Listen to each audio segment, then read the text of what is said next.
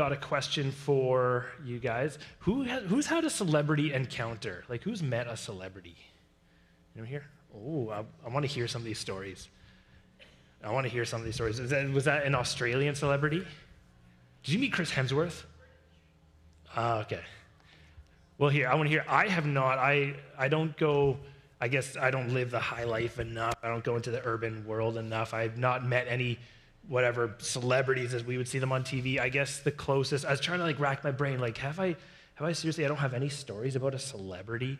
The closest one, and it's kind of like this little fanboy thing in me. So there's this YouTube page I love following. It's this guy who has this kind of science channel, and he's an engineer, and he works for NASA, and he does these really cool stuff with his family. He's a follower of Jesus too, which is a cool thing he sometimes brings in. And he does these just detailed explanation videos for like the deep scientific and physics way stuff happens. Like, why does a cat land on his feet? And there's this like 20-minute awesome in-depth video.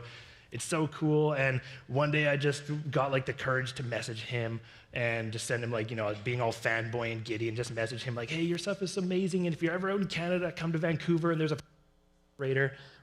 particle accelerator in UBC, and you should do a thing on that, and then come to my youth group and like talk to the kids, and it'd be so cool. I'd never heard back from him, so got ghosted. It's too bad. Another time too that I thought was kind of close, I'm just showing like my level of celebrity is so low, but there's an author I really like. He's got a podcast as well. And I was at this ministry training workshop locally here. There's a small-ish group, maybe like 50 people, and he was one of the main speakers. And I was kind of stoked, like, I get to see this guy in person. And it was like this small, intimate group, kind of a room like this. I was sitting near the front, and then he came up, and he talked, and it was a little underwhelming, because it was just like, it was a podcast I had heard before, and it was just like him saying it verbatim, so it just wasn't coming through my car speakers, and voice sounded the same. I don't think he even made eye contact with me, and when you're at like a church leader workshop, it's weird to ask for an autograph, so just don't. So I haven't really met celebrities, but the point though, the thing is, we love celebrities as people, okay? Even there wasn't many hands up here. Even if you don't admit it, or if you're not like following the Oscars, like a TV, movie kind of entertainment celebrity, there is this bizarre human thing that we have where we just cling to people. We cling to personalities, and maybe it's not even people specifically, but it's like movements or ideas, or maybe it's like a political moment or uprising, this thing, like we align ourselves with these powerful things, which like those movements and ideas kind of become like celebrities, and throw ourselves at it. And we start taking like those ideas, and maybe it's an individual, their words like gold. My sister loves the Oscars, so like once a year there's an Oscars party, and like the whole family's over, and I'm just hating it off in the back corner. But the celebrities, they're out, they're sharing these big life philosophical things, and people are soaking it up because we love icons.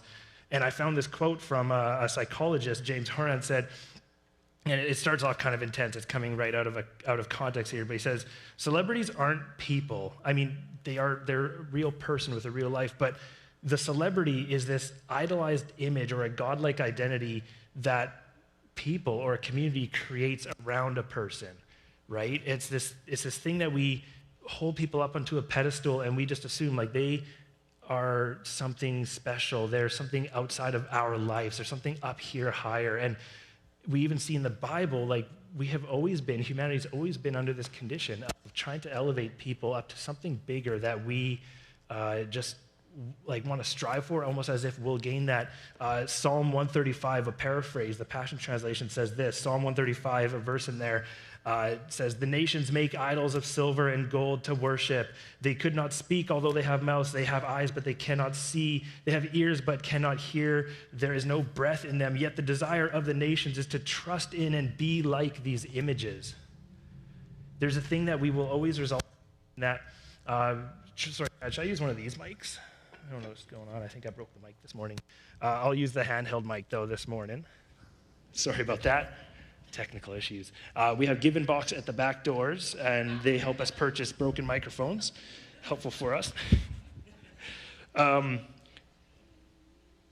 Yet the desire of the nations is to trust in and be like these images.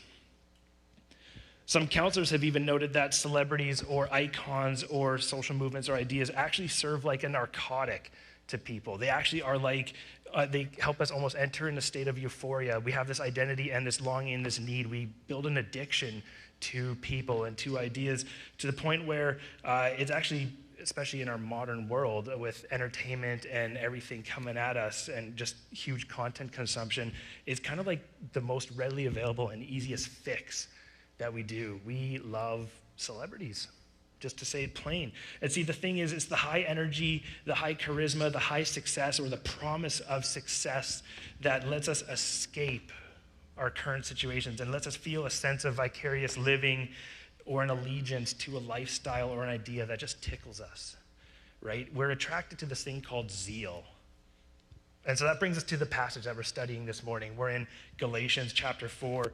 And what we're doing, we're moving through the book of Galatians. It's a letter written by the Apostle Paul, who wrote a majority of the books in the New Testament. They were actually letters to believers in kind of the first century, early church Christian, as Christianity was expanding. And we also see this as, so just even as a thing to say for a Bible study note, this is a method of Bible study that I want to encourage you to adopt. And in fact, too, if you aren't reading the Bible, you need to be reading the Bible. It's not just like a thing that, is helpful. You should maybe do it a bit. Like, you have to read the Bible on your own and study and take it in, because here's the thing, like, I could be wrong. And if you're not checking up on it and if you're not studying it for yourself, you don't know that. And so you got to be checking out. We're going to talk about that today. I could be wrong about this stuff, and I want to know that you're also diving into it and meeting God face-to-face and first-hand experiences, and not just through me, not just through a celebrity or through somebody else or through a book or an author or a TV. And so what it is we're going through this, reading it verse by verse, and what I do is I go through the whole book over and over again, and we just then we go through the next passage. I see, where did we leave off next week? And I go through until there's this thing that is now hitting, revealing something about God to us, revealing something about me and our world to us, and then we just dive into it. So it's going a bit slower. Actually, I looked at my notes initially at the start of the year, and I thought we'd be finished Galatians by this point, but we're Galatians chapter 4, verse 16. It's great because there's so much. Like, even a few verses ago, there's this whole moment where we see that God adopts us out of this slavery to our own idols and into sonship in his own family and promise. And it's this amazing thing. I wanted to spend months on that. But we'll keep going ahead because there's just so much richness in this book. But anyways, that brings us to where we're at. I just want to give you the context. If you're joining us this morning, welcome here. Great morning to be here because we got food after the service. So you're here for a good one. So what we have is Paul, who's the author of this book. He was a missionary who initially spent his life, it was shaped by a man who he was persecuting and hunting down followers of Jesus, Christians, and he was arresting them, having them killed and executed until Jesus met him, changed his life, corrected him, said, you're on the wrong path, you have missed me. Because, see, Paul thought he was following God, but he was actually following the devil. He didn't know it because he had this whole system of legalism in his way. And so he had his whole life shaped, and then he took that message and spread it all around the Eastern Mediterranean area and planted churches and grew the early church. And he also wrote these documents that were God-inspired that we use for instruction as well today, that we believe is God speaking through Paul to us as well. And so where we're at is Paul has just finished reminding the readers of the original readers, the Galatians, which were in big areas of province, kind of like modern-day Turkey. There's Christians there who had been kind of turning back on the message that Paul had initially brought. So he just spent previously a few verses reminding them about the beauty of the gospel, reminding them about the power and the heart of what Jesus came to do for them. And he also reminded them of what their initial response was to the gospel and to Paul and to people and how that came out. So now we're diving in. So if you've got your Bibles, we're in Galatians 4:16. If you got your phone, search it up. It's on Google. It's free. Galatians 4:16. Paul writes, have I now become your enemy by telling you the truth? Referring to kind of how the Galatians are treating him. Those people are zealous to win you over, but for no good. What they want is to alienate you from us, so that you may have zeal for them. It's fine to be zealous, provided the purpose is good, and to be so always, not just when I am with you. My dear children, for whom I am again in the pains of childbirth until Christ is formed in you. How I wish I could be with you now and change my tone, but because I am perplexed about you. I was reading a bit mono there to make it sure it's clear, but Paul is heated. He is frustrated. This is a book we've been going through, seeing Paul's frustration because he loves these people, and he's seeing this thing where what we actually get there, they're treating him like an enemy. Paul brought these people the gospel message of Jesus, and now they're turning back on Paul. They're angry, they're frustrated. Maybe some of you are coming here, you maybe grew up in the church, and then something happened about the church, or a pastor or a leader said something that bothered you, and you took off and you held a grudge against the church or against people, and you forgot the fact that we're actually here to focus on Jesus, not on me or even on the amazing worship team or on the amazing pumpkin decorations outside. We're focused on Jesus here. And sometimes we vilify or focus in on people. But there's a word there. It was 3 times. Zeal. We don't really use the word zeal much. Zealous, zealot, zealousy. But a definition for zeal is a great energy or enthusiasm in pursuit of a cause or objective. I found a better definition. I like this one, so listen to this. Zeal is a passionate ardor in pursuit of something, or an intense interest, a bold eagerness to accomplish or obtain something. This is the thing that we see in celebrities or in movements or in big social trends that we are so attracted to. Zeal, passion. There's this story from decades ago, back in the days of Billy Graham, who was an evangelist in the States, who was very influential, brought thousands and hundreds of thousands of people to Christ with his passionate message. And there's this story where this person who was a well-known atheist who was packing up to go to see Billy Graham. And his buddies were like, why are you going there? What's the point of listening to this? You don't believe any of it. And he's like, I don't believe it, but he does. And it is so attractive to listen to it. We're attracted to zeal, no matter how you look at it. And this isn't something that we just observe about the historical church. We sometimes get this like chronological snobbery where we're sitting here 2022 in the church, in mission, and we look back on these texts and we think those weird, crazy religious people who just follow this or that, and they're following people with zealousy over here and that. No, this is talking to us. It's something that I think we need to be constantly on guard for in our lives.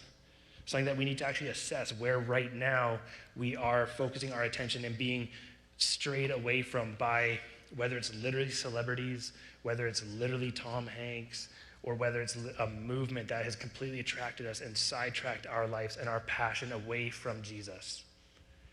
So this is kind of where we're going to go. Here's a really good thought I want to pull into as well. Side note, pains of childbirth. This is the thing I kind of want to dive into as well. Pains of childbirth. Before we get into the meat of the passage, Paul uses this hyperbole, this example of pains in childbirth because he's frustrated. He's going through this pain. He's like, I thought I brought you the message and now we're having to go through it again. And this is a really good thing I think that we need to know or remember, because maybe how many times do we avoid difficult things? Having a hard conversation with somebody, having a difficult challenge with a family member or a coworker because it is difficult. It brings agony. Paul's saying, this sucks. I don't like doing it. I don't like saying you're going off, you're doing the wrong thing. He's saying to us as well, I don't like it. It's like childbirth. It's agony. It's pains. But what is childbirth, right? I had to ask my wife for a bunch of this information. I don't know firsthand. But you spend 40 weeks pregnant, right? And then you're ready to go. But it's not a comfortable process. It is painful. It is difficult. It's a challenge. But what comes out on the other end is amazing and beautiful. But you don't go 40 weeks and like, yeah, I'm going to stay here. I'm going to keep it going. Like, I don't want to deal with that, so I'm just going to go to 48 weeks.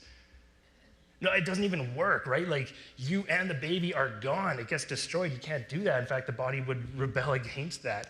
But more interestingly, too, I love this fact. So modern day, right? 2022, lots of husbands in the delivery room. We see TV shows talk about childbirth. We kind of get that. First century Judaism, that culture, they weren't part of childbirth. The men had no clue. This was written for women to understand too. And it's just an important note. I love it, the fact that Paul writes to men and women in the Bible, and a thing that was completely culturally disruptive in a culture where the women don't learn stuff, they don't read, they don't get taught or addressed to their needs. Paul's like, no, the gospel is for everybody, men and women. Women, you're going to get this. You tell your husbands about it, in fact. Pains of childbirth, not something that first century readers of this would have ever got. So, and let's get to it. What I want to do this morning, before we get to the pumpkin treats and scones, because they smell good, I've put through, just based on my study through this passage, my experience in the book of Galatians, in church leadership, 5 things that I've seen that we need to look for when we take a look at what influences us, who we kind of subscribe to. Because even as Paul says, like, it's fine to have zealousy, it's fine to have zeal. That's okay, but it depends on what it's driving you towards. So who are the influencers you love? Who are the celebrities you're fully into? And what's scary is when it disguises itself as faith, when it disguises itself as church, as it disguises itself as a salvation, like something that can bring you power and success and salvation in your life. It can fulfill your life. In fact, the 3 big gods of, I think, the Western world is power, success, or power, wealth, and sex. It's amazing the things that we will sidestep and remove out of our lives for the sake of those things. I had literally a conversation with a friend of mine. He was a follower of Jesus, still is, but he had this moment where he kind of got caught up in this get-rich scheme that had a few quite shady methods of capitalizing on wealth and gaining things. Because what's the gospel of our world, right? Financial independence and freedom, financial freedom, right? That you can have income without ever working for a day in your life. I see this advertised all the time, and so is one of these systems, and I can get money, and I can do the things, and I can go and hang out in Mexico on the beach drinking drinks and sleeping all day, right? That's the dream. And so I challenged him, I said, are you aware of the ways you're making money through this, or that the promise is? Because it doesn't seem like it lines up with the kingdom. It seems like it actually oppresses a lot of people underneath you. And so he even gives me this thing. He goes like, okay, Grant, you're a pastor, right? So I know you're always on, but for right now, I just need this because I need some to get ahead. And I thought, wow, that's what we do is we're totally all about Jesus. We're singing our hearts out. We love these songs on Sunday morning, but later in the week, Monday, the businessman comes out. Or the attraction to whatever gets us ahead in the world or gets us looking better. Or man, you've all been young adults before, you've been teenagers before. You might hear the idea of like a relationship, what God's design for relationships looks like. It's amazing, totally. Save yourself for marriage because married people have way more sex than non-monogamous people is true, and more orgasms, true facts. And you're like, that's the design for sex. God loves it, totally. And then you meet a pretty girl.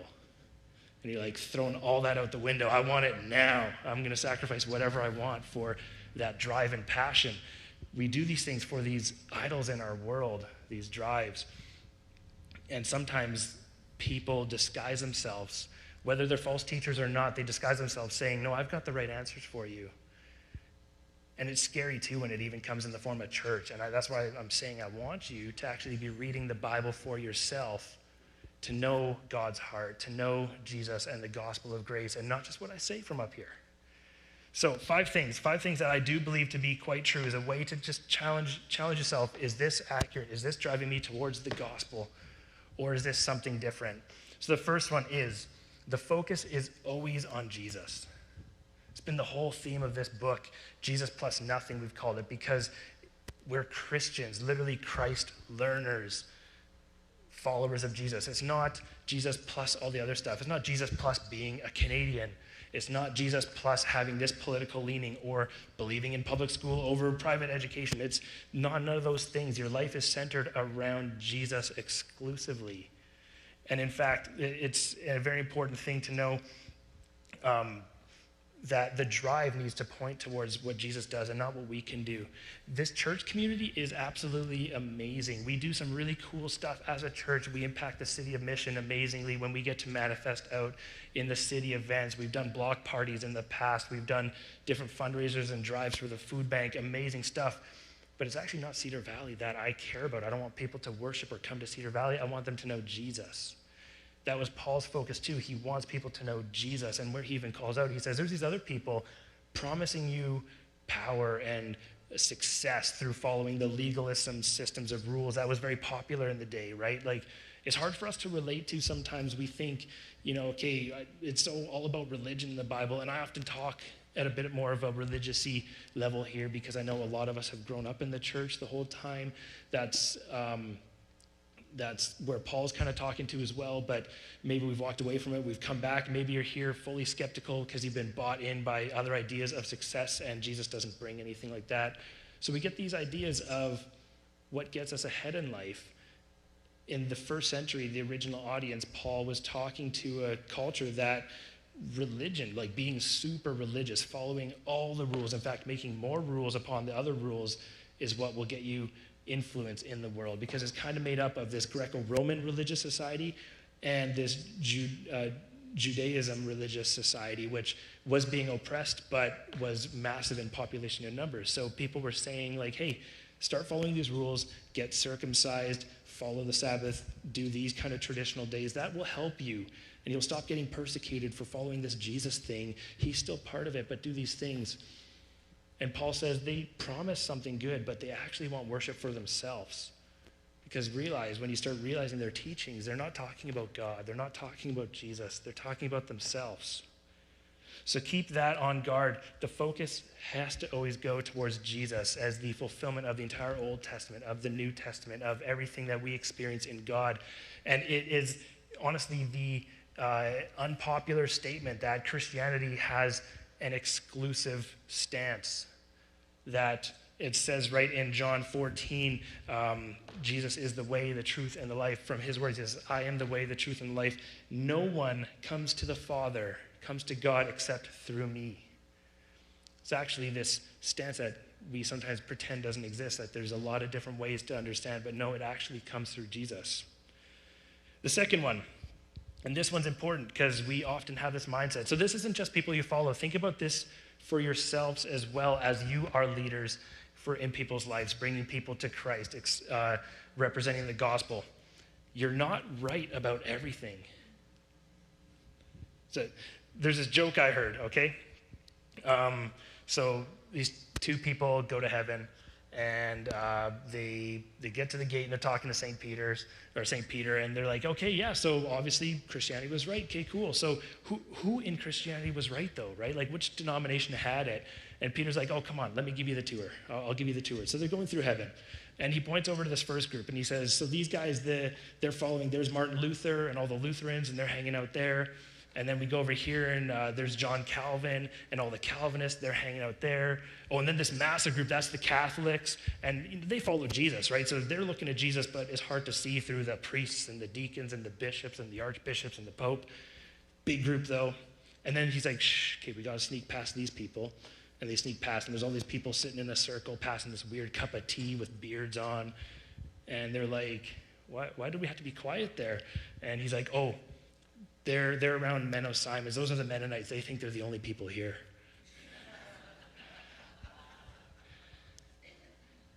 No, we have to humble ourselves and realize we are not right about everything. We have ideas, we have beliefs, we have stances. There's a few things that are non-negotiables, but there is a lot that we are pulling at straws for. And there are other people who are worshiping Jesus who have a slightly different leaning on all these non-negotiable things. How deep do you have to get baptized in water? What temperature is in a hot tub or a feeding trough? I got baptized in a feeding trough. These are not essential pieces. We are not right about everything. When you start seeing movements and leaders who say, I have everything down to a T, believe this to a dot, run. Seriously. That happens way overwhelmingly commonly too, and it's so sad to see when these, especially church and faith movements, have very strong, very wise leaders. In fact, the Pharisees at the time, the people who Jesus rubbed the wrong way with, they were right about a lot. They were, in fact, probably the most right about all the stuff and all the Bible and the scriptures. They missed an important thing, though. They missed the fact that God was actually right in front of their face. They missed the fact that God actually was a bit more dynamic and relational, wanting to meet with them. You're not right about everything. So that's important. And here's the problem, too, that happens is if you put up a sign on your front house. This was just an example I heard. If you follow this idea of rules and legalism, like this is the way you got to live your life to understand God, these are the things to be perfect, what God says. You put up a list at your front door, right, of like, here's all the rules to follow. When you walk through your door, that sign applies to you as well. And I guarantee you're not perfect enough to follow it all the time. It's only when it's appropriate and applies to you. The biggest thing is the fact that there's a lot of stuff that we do right. There's a lot of stuff that the Pharisees did right. There's a lot of stuff that a lot of people on earth do right, but we're not perfect, so we do some things wrong. And let's just bring math into it. There is no amount of perfection and right things to correct the wrong things. But grace corrects the wrong things. The gospel of grace, the thing that Jesus actually brings into our lives, corrects the wrong things that we do. Okay, third, and this kind of goes with it as well. They don't create a them. They don't vilify people. They don't vilify groups. People you're following, or for yourself, don't vilify people. It's so easy to say we're a movement. In fact, we just had a municipal election. What always makes me cringe is when a platform is based entirely on I am not them. Like, I don't care, what are you for? When you look at it in our world, when you look at it as believers, followers of just whatever, we are all broken. It doesn't matter what denomination you're part of. It doesn't matter if you're an atheist or a devout Christian from birth. We are all broken. We all are on the same team of needing God. And in fact, those of us who trust in Jesus and have received that grace and have received that salvation, we are still on the same team as the people who are not there, and we need to bring them into it because they're missing out. Run away from groups that vilify them as the enemy, because they're not. There is an enemy in our world, the devil, who wants us all far away from God, but it's not people. You even see that too. Paul talks about this in Galatians, this idea of what these teachers want to do who are so attractive that the Galatians are going to. They want to alienate you. They want to remove you from other people. They want to create separations and break down that community. And at the end of the day, church literally comes from the word ecclesia, which literally just means the gathering of people. What we don't want to do is create more cuts and divides in the middle of it. Okay, fourth, as I'm going through all this, it shouldn't just feel good. Okay, we have this idea, Paul talks about the pains of childbirth.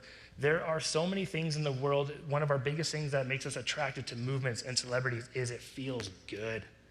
There's ways of moving through our lives where we can just find the things that the promises of this will feel good. This will get you money, buy a cool car, it's going to feel good. And you can travel to this place and that place and have a boat and it's going to feel good. Life doesn't always feel good. The work of God in our lives doesn't always feel good. I couldn't say it any better than, so I'm just going to say it from this. C.S. Lewis, author, wrote the Chronicles of Narnia. The popular book is The Lion, the Witch, and the Wardrobe. A few books further in the series is this book called The Voyage of the Dawn Treader. And without going through the whole story, beautiful story, is this allegory for the Christian life and the way God works in our lives. There's this character called Eustace, who the name is a play because he's useless. Everyone else hates him. He is a pain. He's a grumpy, bitter child. And at some point, they're in this magical world, Narnia. He gets turned into a dragon, this big, gross, angry, scaly thing. And everyone's scared of him. It's just this symbology of that's what you were. You were a boy, now you're a dragon, but you were a dragon the whole time. Now you just look like it physically too. And he starts to see the effect he has on people who are scared of him and the damage he causes all around him. And then there's a character, is a lion named Aslan, who represents God. And Aslan comes in, and the dragon's upset. He's like, everyone's away from me. I can't do anything. I'm just this horrible dragon. And Aslan's like, I can help you with that. But you got to get rid of all those scales. And then he tries it himself, and he can't. He can't get rid of the scales himself. And so Aslan's like, I'll help you. And he's scared because then Aslan brings out these huge claws and starts tearing away the scales. And I quote right from the book, the very first tear he made was so deep I thought it had gone right into my heart. And when he began pulling the skin off, it hurt worse than anything I've ever felt. And then it goes on a little bit more description. But then after it's finished, this boy, Eustace, says, and there I was, smooth and soft as a peeled switch and smaller than I had been. Then he caught a hold of me, and I didn't much like it, for I was raw and tender underneath. The work that God performs in our life doesn't always feel good, but it comes out to a better result at the end. The thing we see too with Paul talking about this idea of childbirth, we have all been born. If you exist in this world, is because you were born. Your entire existence comes out of something that was very painful and very traumatic. The work God does in our lives takes that moment, and if you ever are coming up into a promise of saying this will only be gravy, it's only going to feel great, start running away. And fifth, it's consistent. The church I grew up in had this verse in like big old wood letters that are all like, they looked hand-whittled, but it's great. Hebrews 13:8 says, Jesus Christ the same yesterday, today, and forever. A thing that's so important to remember about the gospel of grace is that it is bigger than any current trend in our culture. It's bigger than any celebrities, because people come and go, and movements come and go, political uprisings come and go, and authors and books and TV shows and ideas come and go. Churches come and go. Jesus Christ stays the same. It's the gospel that stays consistent. What you want to look for is not something that's this on fire, super quick thing that comes and disappears in a flash, but a love for God that is consistent and true. One of the most damaging hypocrisies that Satan uses all the time is inconsistent lifestyles that are inconsistent with Jesus' work in our life. We go to church on Sunday, and on Monday we're the biggest jerk in the office, but we're really good at business, right? We worship and preach everything because we have this high moment. We go to a summer camp or a workshop or a marriage conference, and we're like, yeah, absolutely best. God blesses the marriage. It's the most amazing thing. And then we spend the rest of the year talking poorly about our spouses, whatever it is. We're not consistent. The Apostle Paul calls us out in the Galatians. He says, it is great, in fact, to be zealous. Other verses in the Bible, Paul says, be zealous for Jesus. That is attractive to the world, but it needs to be consistent, not just when important people are looking at you, not just when somebody who you're trying to show off to is there. Consistent behind closed doors, consistent in your prayer life, consistent in the closet, consistent all the time. See, here's the thing. We fall into this trap and we get pulled away from Jesus and or held away, maybe pulled into skepticism, maybe just thinking that we're purely logical, purely autonomous, rational beings, that we've just come to this conclusion ourselves, but we are always being influenced by other people, by other ideas. So it's something that we need to be actually constantly on guard for. Just a few verses back, the Apostle Paul talked about the countless amounts of false gospels in the world, the what he calls elemental forces or natural powers that are out there. Eastern religions and all around the world have given different names for these gods or moments. Now we just call them shopping malls or porn or whatever it is, right? Or Netflix. We just give it different names, but they are all around us. And don't kid yourself. Some of you are there right now, fully bought into a specific cult-like moment underneath a person. And that's not what I want for you. I don't want you, I hope that nobody is here underneath Grant at this church. I'm temporary as an intern position here at the church. We're looking for a lead pastor too. I'm hoping that nobody here is subscribed to David Jeremiah as their only motion, or Mark Clark or whoever it is as their focus.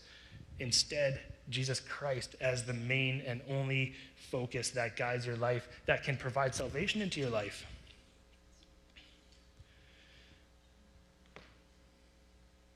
Paul reminds us that Jesus came not with another religion, not with another set of ideas and rules, but with a way out of all of that. In fact, he came with an invitation of grace to trust God, to trust that Jesus' victory over death, the thing that he offered you, that salvation, actually worked and actually made a difference and can actually make a difference in your life. Not just at the end of the day, it's not just a ticket to heaven, but it's a deliverance out of that world of chaos that we live in today, where there's every sort of idea that expects you to accomplish your own salvation, expects you to accomplish everything in your life, to be good enough and perfect enough, and to recruit people into your movement. Jesus came and offered an alternative to that. And it starts with becoming a new creation, the way 2 Corinthians, also written by Paul, said, therefore anyone who is in Christ is a new creation. The old has passed away and the new has come. So that's where we're going to leave it at today. That's what I want us to dwell on. 5 things just to recap there again too. First one, it's always focused on Jesus. The second is that you're not right about everything. The third is you don't vilify other people. The fourth is that it shouldn't always feel good. And the fifth is that it's consistent. That is marks of the gospel. That's marks of gospel being preached by other people, being represented by other people, and things that you should be marked by when you're representing the gospel to people. Is things that if you're here, you don't have a clue about church or about Jesus, those are the things that you should be looking forward and towards. Not this idea of everything being easy or being very successful or just a ticket to heaven at the end of the day, but something that actually changes your life. So that's where I'm going to leave it at. Pray with me. Heavenly Father, thank you for this message. What can almost seem like repetition, but God, this reminder that we need to come back to you. And God, we're in a world of endless distractions. God, we're in a world of celebrities that are so attractive. And it's not Keanu Reeves necessarily, God, but it's anything that's so attractive to us. It's right in our face that we just follow, maybe subconsciously, things that influence us. God, give us a drive to get into the Word, even if we don't like reading, God, that we meet you in the Bible, in the text. God, even today as we're visiting and chatting and hanging out with people, let us think through those celebrities, those movements, those ideas in our lives that we have been too subscribed to, things that have maybe pulled us away from the gospel, pulled us away from people and community. God, we thank you for this morning. We thank you that you're present in our lives. God, we pray that you bless this time. God, we pray that you bless the food that we're going to enjoy together too, and the fellowship and the time just chatting and hanging out and meeting each other as well. God, that you just bless this mini meal we're having and the service as we go into the week. So God, we just thank you for everything in your name. Amen. Thank you everybody for joining us. Enjoy the pumpkin themed treats. They're not all pumpkin too, if you don't like pumpkin. And thank you so much for everybody who provided these baked goods as well, and for Carol and Steve for organizing all of it. Other than that, have a fantastic week. Thank you for joining us.